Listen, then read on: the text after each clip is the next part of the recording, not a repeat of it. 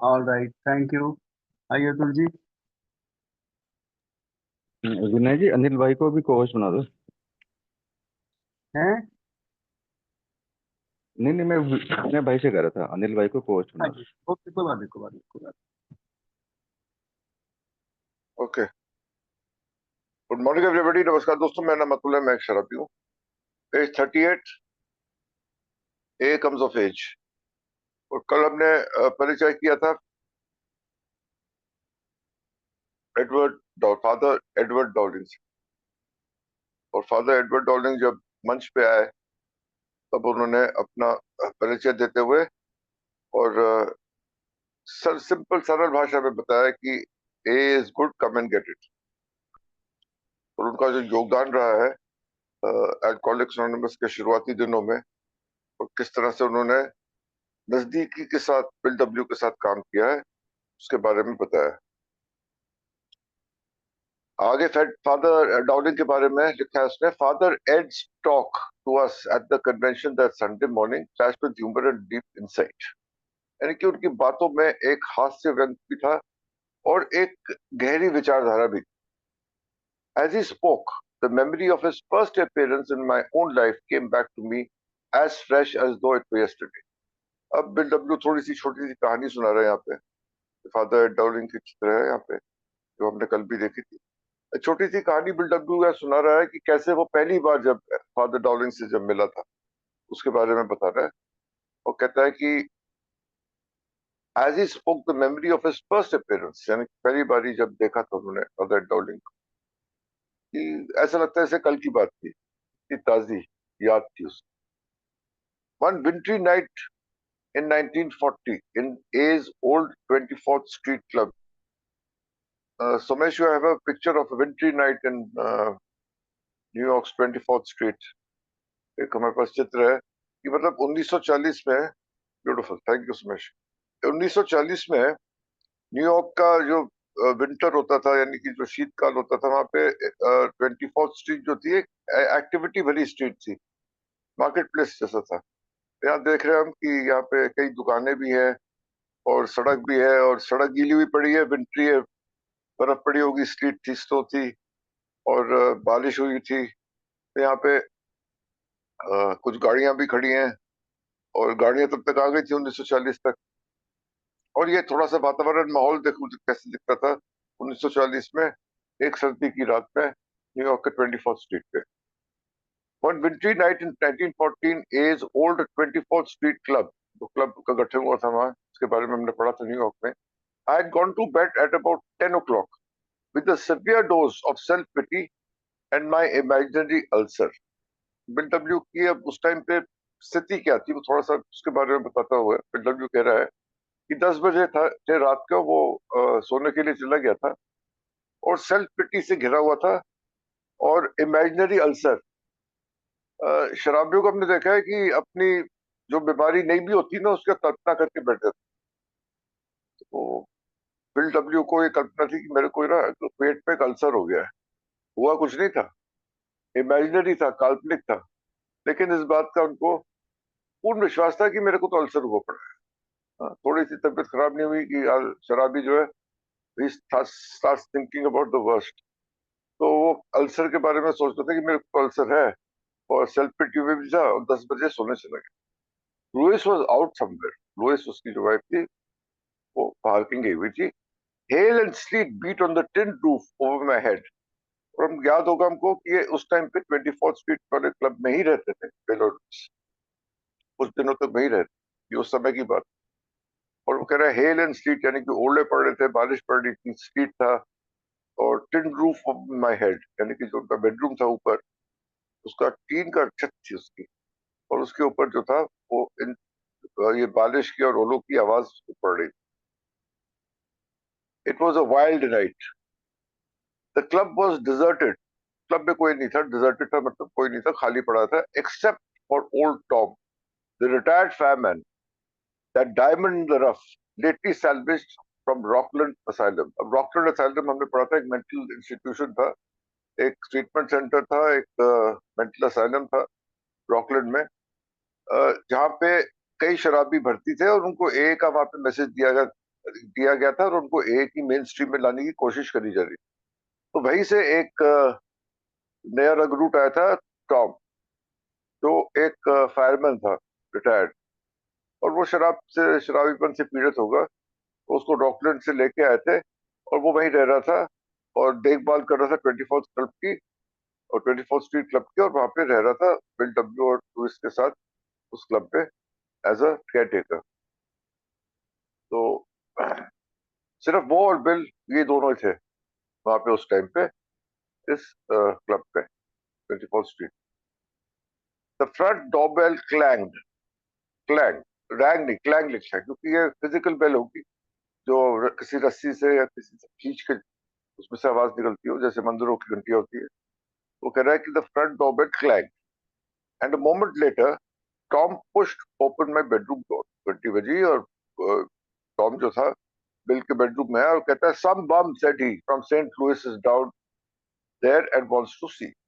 Sir, Saint Louis से कोई आया हुआ है और आपसे मिलना चाहता है। और ये लिखता है सम बम। अब बिल डब्ल्यू से रात को 10 बजे कौन मिलने आएगा? एक शराबी आएगा। बिल डब्ल्यू ने भी ये फैसला कर लिया था, कोई शराबी होगा जो है। टॉम ने भी ये सोचा था कोई शराबी होगा जो है, इसलिए बम लिखा है पे, सम बम, यानी कोई कोई पियक्कर, कोई शराबी, कोई सफरिंग अल्कोहलिक, और मदद के लिए पहुंचा है बिल डब्ल्यू के पास। और शराबी जब मदद के लिए आता है तो घड़ी नहीं देखता है, उसको जब मदद की जरूरत पड़ती है वो डेस्परेट हो जाता है। तो be at 10 o'clock at night and be at whatever condition is in, and कैसा भी मौसम हो, कैसा भी माहौल हो, मदद तो उसको चाहिए तो चाहिए, वो डेस्परेट हो चुका है। तो बिल का देखो रिएक्शन क्या होता है, वो कहता है, oh lord, I said, not another word. Bill W जो था कितने सारे शराबियों के साथ काम कर चुका था, वो एक और आ गया, तो वो उसका जो इमीडिएट रिएक्शन, जहाँ प्रतिक्रिया उसकी कह रही है, भगवान एक और आ गया, यानी कि एक और शराबी से अब आमना सामना करना पड़ेगा, एक और शराबी को झेलना पड़ेगा। And at this time of night, और इसकी रात को, अच्छा भैया, ओ वेल, ब्रिंग हिम अप। यानी कि एक इरिटेशन सी थी कि मतलब ये तब रात को 10 बजे, लेकिन उसने मना नहीं किया। देखो यहाँ पे एक बहुत इंपॉर्टेंट मैसेज है कि कभी कभी हम लोग भी जब शराबियों की मदद करते हैं तो वक्त पे वक्त कोई शराबी आ जाता है तो हमें एक खुंदक की जरूरत आती है, एक हमको बेआरामी जरूर होती है, एक तकलीफ तो होती है यार, इस बार रात को यार, भले ही वो शराबी हमारा कोई स्पॉन्सी हो, हमारा कोई फेलो मेंबर हो, यार रात को 12 बजे फोन कर रहा है क्या इस टाइम पे यार, लेकिन मना नहीं करते, बात करते उससे। और फिल डब्ल्यू ने भी ऐसे ही किया कि थका हुआ था, सेल्फ पिटी में था, उसकी परिस्थिति खुद की ठीक नहीं थी, लेकिन उसने लौटाया नहीं उसको, कहता है ओ वेल ब्रिंग हिम अप। वो सोचता था शराबी है, लेकिन चलो ले आओ उसको, कोई बात, उसको सो सकता है, उसको जरूरत। और प्राइमरी पर्पस क्या है हमारा, to carry the message to the alcoholic who still suffers. तो इस सोच के साथ कि एक शराबी आया है, उसने कहा ठीक है, हम कर ले उसको। I heard लेबर्ड steps on the stairs. लेबर्ड steps यानी कि एक जैसे एक थकी हुई चाल होती है ना, उसकी आहट उसको सुनाई, थके हुए चाल। Then balanced precariously on his cane he came into the room. और अपनी छड़ी के साथ बड़ी मुश्किल से अपने आप को संभालते हुए, बड़ी मुश्किल से अपना संतुलन बनाते हुए, फादर एड जो था उसने उस कमरे में प्रवेश किया, carrying a battered black hat that was shapeless as a cabbage leaf and plastered with spit. काली टोपी पहना हुआ था जिसकी हालत खराब हो गई क्योंकि वो बाहर के मौसम की वजह से पानी भी पड़ गया था उस पर। बैटर्ड हैट यानी कि एक तो बहुत ही बुरी हालत में वो काली टोपी थी जिसने अपना आकार प्रकार खो दिया था, शेपलेस, जैसे कैबेज का पत्ता होता है, और उसमें पानी और स्लीट पड़ी हुई। He lowered himself into my solitary chair. Bill W के कमरे में एक ही कुर्सी थी, इसलिए सॉलिटरी चेयर लिखा है। उसमें उसने वहां पे विराजे, वो बैठे। And when he opened his overcoat I saw his clerical collar. जब उसने अपना कोट खोला तो नीचे उसको उसका कॉलर दिखा, क्लेरिकल कॉलर। एक सफेद रंग का कॉलर होता है जो ज्यादातर प्रीस्ट या बिशप पहनते हैं। Somesh, if you can repeat the photograph of Father Dowling, or perhaps even Sam Shoemaker, we can see the clerical collar, I think, that they might be wearing. You can open on one picture of this. वो clerical collar जब उसने उसका देखा, वो पहना हुआ है collar होता है, या हमने वो वकीलों को भी पहनते हुए देखा है, एक सफेद सा कॉलर होता है जो आपको अपनी शर्ट के गर्दन के पास पहनते हैं, जिससे कि पता चलता है कि वो है ही हुआ।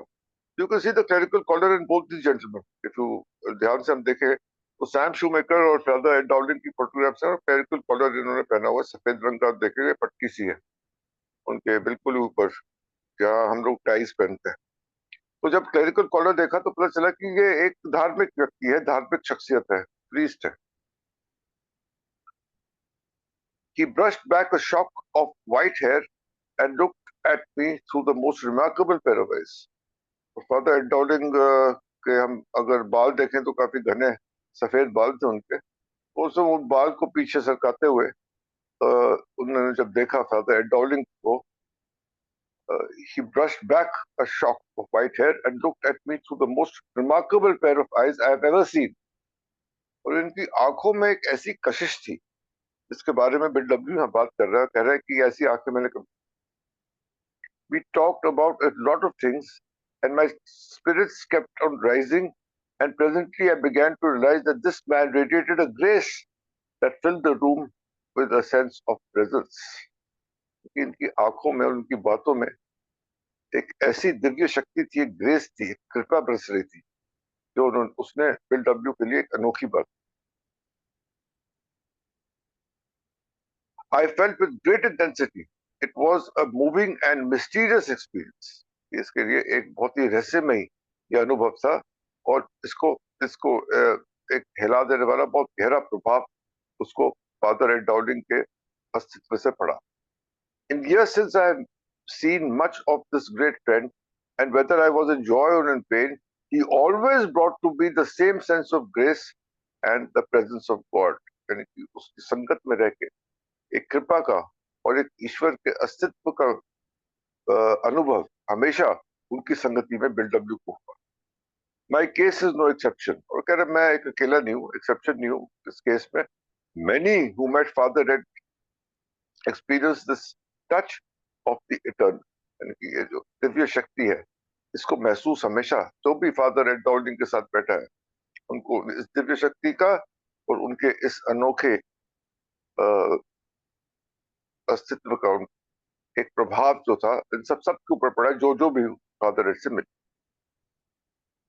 It is no wonder that he was able to fill all of us there at the Kyle Auditorium, which is inimitable spirit of that wonderful Sunday morning. तो Sunday morning को कह रहा है कि कोई आश्चर्य की बात नहीं थी कि वहां पे उस टाइम पे जो भी वहां बैठे थे लोग, उनको उनके अस्तित्व का, उनके प्रेजेंस का, उनके वहां होने का एक इनिटेबल स्पिरिट, यानी कि एक अनोखा जज्बा जो उनकी बातों में था, वो सबने उस टाइम पे महसूस किया, जो भी उस टाइम पे कन्वेंशन के अंदर कायल ऑडिटोरियम में उपस्थित थे व्यक्तिगण। ये तो हो गई कहानी फादर एड डाउलिंग की। थोड़ा सा हम अभी समय है तो थोड़ा सा मैं I can start with Sam Shoemaker और we can take it on tomorrow. क्या सजेस्ट करते हो अनिल, सैम शूमेकर से शुरू करूं कि अभी यहीं स्थगित कर दूं? मेरे ख्याल से तो टाइम है, करना चाहिए। ओके बाकी सबसे ओके ओके, नहीं आपने बोल दिया, आप सेक्रेटरी हो गए। So now we come to, अब यहाँ पे तो फादर एड डाउलिंग की बात हो गई। दे केम नेक्स्ट टू द लेक्टर्न। लेक्टर्न हमें पता ना क्या होता है। लेक्टर्न इज दैट वो लकड़ी का जो लंबा सा स्टैंड होता है जो मंच पे रखा होता है, जिसके ऊपर कागज वगैरह रख के और आदमी बात करता है, लेक्टर्न बोलते हैं उसको। वो लेक्टर्न जो था उसके ऊपर अगला जो फिगर था, अगला कौन है? Figure that not many as had seen before. इसके बारे में लोगों ने सुना था, पढ़ा था, लेकिन देखा बहुत कम लोगों ने था इसको। हालांकि ए को इस टाइम पे 20 साल हो गए थे, और ये था Episcopal clergyman Sam shoemaker. Sam shoemaker हमको पता है कि फादर डाउलिंग के साथ ये भी ए में ए के को फाउंडर्स बिल और बॉब का, दोनों का स्पिरिचुअल स्पॉन्सर, और ऑक्सफोर्ड ग्रुप का प्रमुख था। ऑक्सफोर्ड ग्रुप से जो ए के 12 स्टेप का जो हमें एक बुनियाद जो थी, जो ऑक्सफोर्ड ग्रुप से हमें मिली है, उसका करता रहता सैम शूमेकर जी था। उसी का बहुत भारी प्रभाव रहा बिल और बॉब दोनों के ऊपर, जिसकी वजह से 12 कदम जो है एक हमारे पास प्रस्तुत।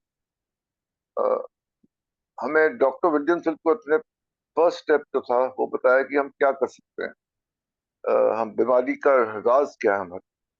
दूसरा कदम जो था कार्ल युंग से हमको किसी हद तक मिला कि एक दिव्य शक्ति ही हमको राहत दिला सकती है शराबीपन से। और तीसरे कदम, थर्ड स्टेप ऑनवर्ड्स, यानी कि हमारे ईश्वर को समर्पित करना, हमारा लेखा का किसी के साथ साझा करना, अमेंड्स करना till the end of 12th step, ये हमको काफी हद तक ऑक्सफोर्ड ग्रुप से, और ऑक्सफोर्ड ग्रुप का मुख्य प्रवक्ता और जो इंस्ट्रूमेंटल था ये सब चीजें हम तक पहुंचाने में, वो था यहाँ पे Sam shoemaker, spiritual sponsor of doctor Bob and builder. ये छोटा सा इंट्रोडक्शन है। 1893 में इनका जन्म हुआ था और 1963 में इनका निधन हुआ था। मैरीलैंड, डेलावेयर मैरीलैंड से थे ये। और इन्होंने काफी प्रचार किया, मिशनरीज में भ्रमण किया, और ये इस बीच भारत भी आए थे, चाइना भी गए थे, और भी कई देशों में गए थे। और अंत में इन्होंने ये जो कैवलरी हाउस है जहाँ पे ऑक्सफोर्ड ग्रुप की मीटिंग्स होती थी, जहाँ पे एबी थैचर वहां निवास करते हुए ठीक हुआ था उस जगह पे। उसके बाद बिल डब्ल्यू भी नियमित रूप से वहां जाते थे, और कई शराबी जो थे वहां पे आए, और कई जो फाउंडर मेंबर्स हैं ए का, वो उस जगह से निकले हैं।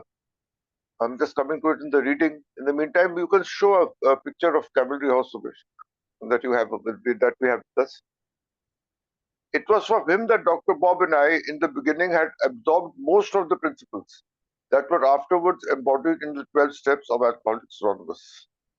Steps that express the heart of A's way of life.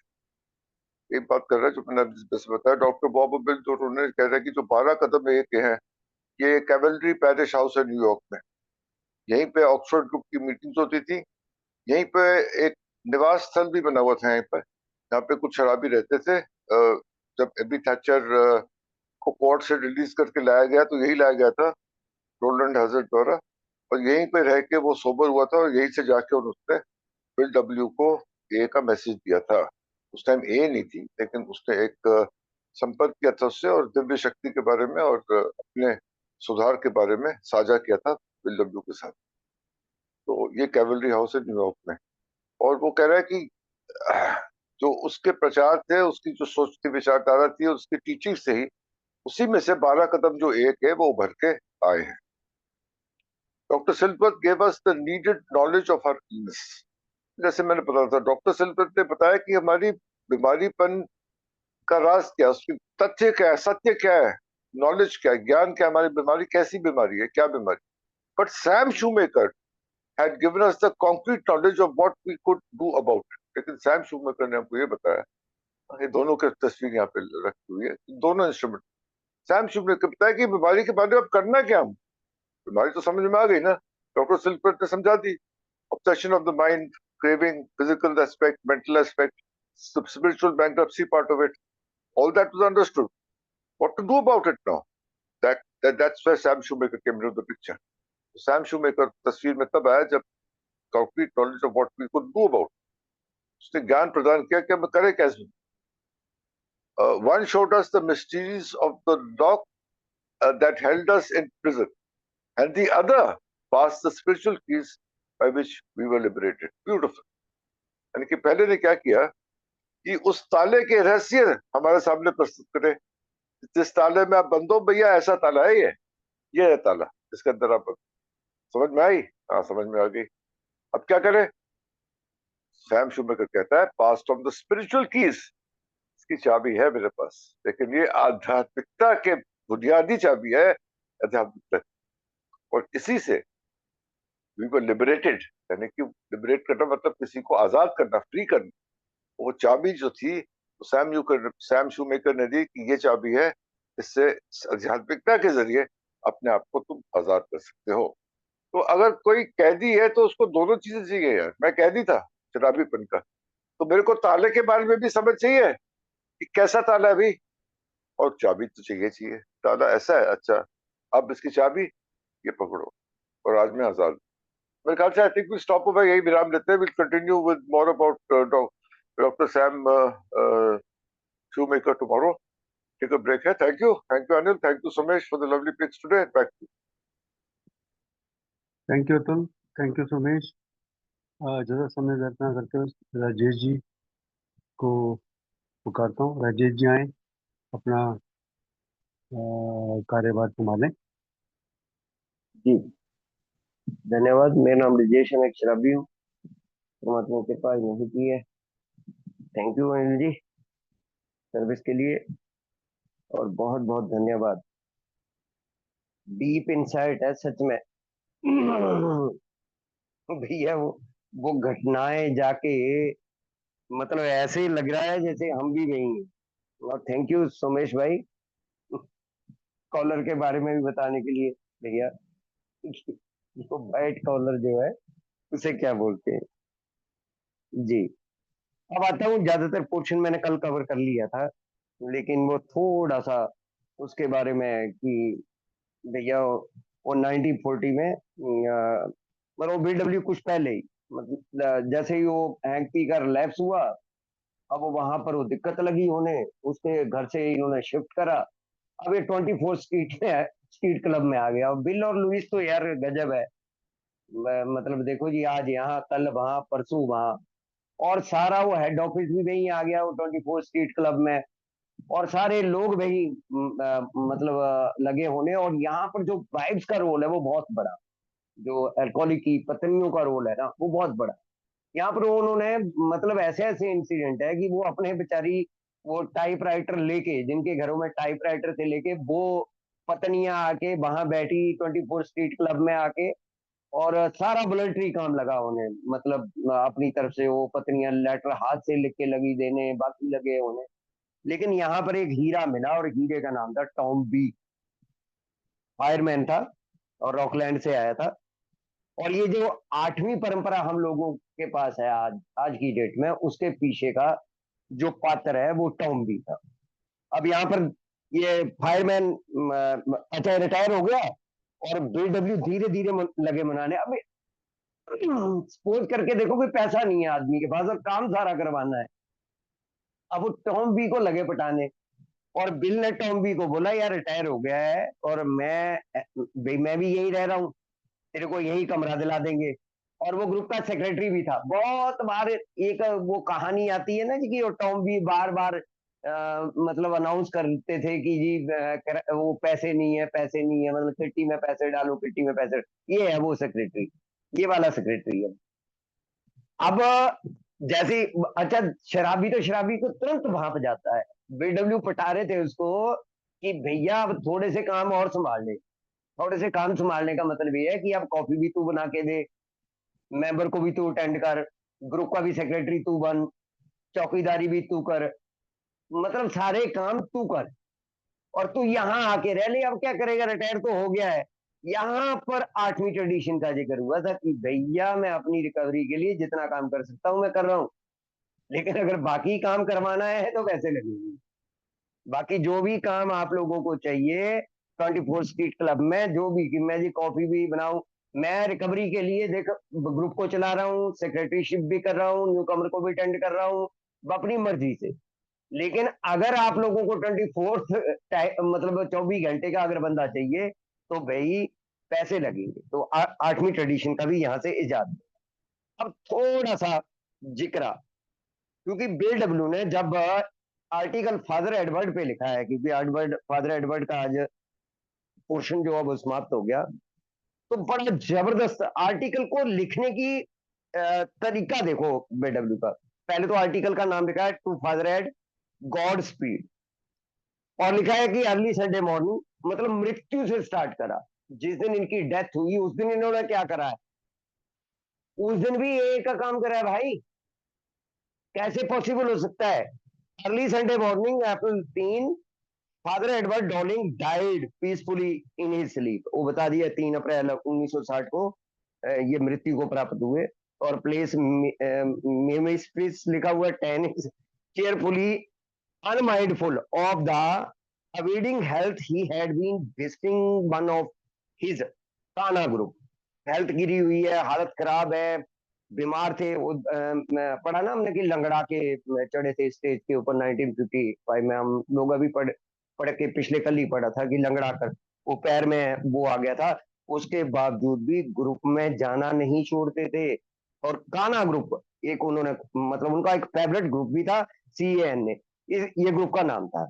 अब favourite undertaking which is founded father Ed Kana group are dedicated under church auspices to the solution of difficult family problem through the practice of AA 12 steps। उसमें क्या चल रहा था जी, वो church में जो जो हाँ इन्होंने वो शुरू करा था कि जो भी फैमिली की एल्कोहलिक के परिवारों की जो प्रॉब्लम है उनको सोल्यूशन जो 12 कदमों के माध्यम से करवाएंगे। शराबियों को तो सोल्यूशन दे ही रहे हैं और बाकी चीजें भी करवा दें। अब कह रहे never was this dare evening than in the hour before. अब वो जो खुशी नुमा वो शाम उन्होंने उस चीज से साथ बिताई थी उसका जिक्र कर रहा है Bill. He was have wanted to take a leave of just that way. इस तरीके से जाना चाहता था वो हमें छोड़ के इस दुनिया से ए वालों के लिए एक ये वाली याद छोड़ के जाना चाहता था।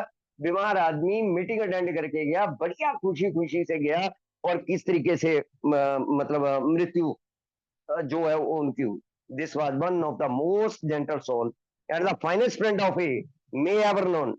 ही left the heritage of inspiration of grace which will be with us always. ये मतलब वो विरासत छोड़ गया यार प्रेरणा स्रोत की या जो भी इन्होंने ग्रेस की, और इससे बढ़िया इससे जेंटल सोल जो है या फाइनेस्ट फ्रेंड अल्कोहलिक एनोनिमस को नहीं मिला। और मैंने पहले भी जिक्र करा था उन 4 लाइनों का फिर जिक्र करूंगा जी कि in my entire acquaintance BW लिख रहा कि मेरी जानकारी में जितने लोगों को जानता हूं our friend father Ed is only one from whom I never heard a resentful word and whom I never heard a single criticism। कह रहा पूरी लाइफ में यार कैसे हो सकता है कभी किसी की आलोचना नहीं, कभी किसी की निंदक नहीं, कभी किसी के साथ रेंटर नहीं, कभी किसी के साथ गुस्सा नहीं, कभी किसी के साथ हुए ही नहीं भाई साहब, उसका किसी के साथ आई नहीं कोई रोड़ा।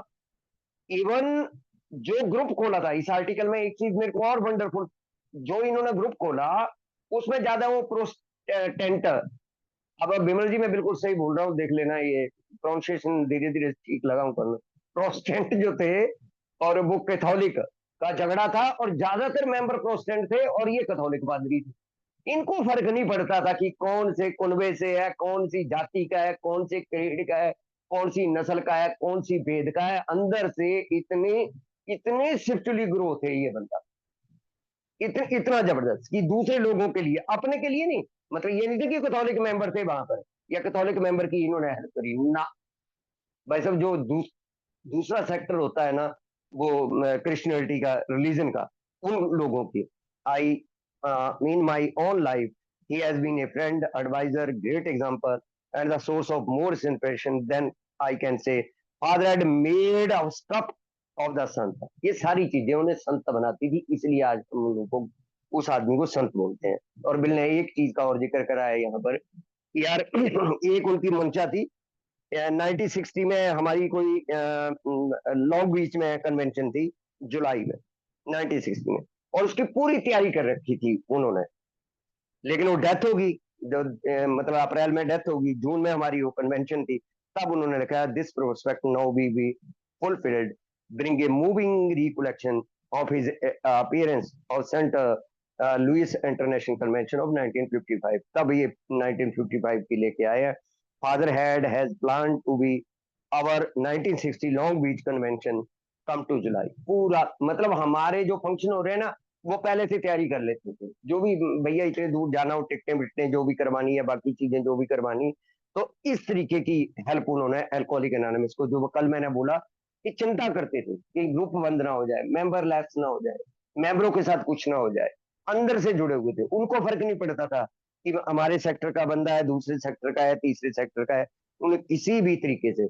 और अरुण जी ने शेयर करा था कि यार कैसे मतलब वो चेयर के साथ चेयर लगी हुई थी, मतलब एक कैथोलिक पैदरी है और एक हमने पढ़ ही लिया वो शैम शूमेकर के बारे में कल जिक्र करेंगे, थोड़ा सा ऑक्सफोर्ड ग्रुप का भी जिक्र करेंगे कि ऑक्सफोर्ड ग्रुप किस प्रकार से ऑक्सफोर्ड फ्रैंक बुचमैन से किस प्रकार से वो आगे बढ़ा। और फ्रैंक बुचमैन का तो सर अल्कोहलिक एनोनिमस को कोई साथ नहीं मिला, उसने तो क्रिटिसाइज ही करा अल्कोहलिक एनोनिमस को, लेकिन सैम शूमेकर का जो साथ मिला हम लोगों को अल्कोहलिक को, थोड़े अल्कोहलिक की भी गलतियां हैं भाई उसमें, मतलब वो हेल्प करने को शुरू करता भी था। वो जूते वाला जो इंसिडेंट हुआ था कि वो जूता फेंक दिया ऊपर से, ऊपर वो कमरा दे दिया और ऊपर से वो जूता उठाया और नीचे मार दिया।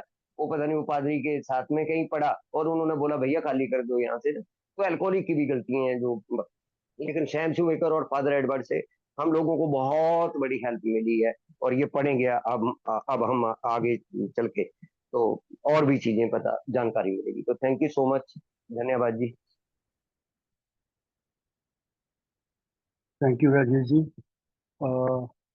पहले तो मैं रिकॉर्डिंग स्टॉप करता हूँ, या कोई रिकॉर्डिंग स्टॉप कर दो भैया प्लीज।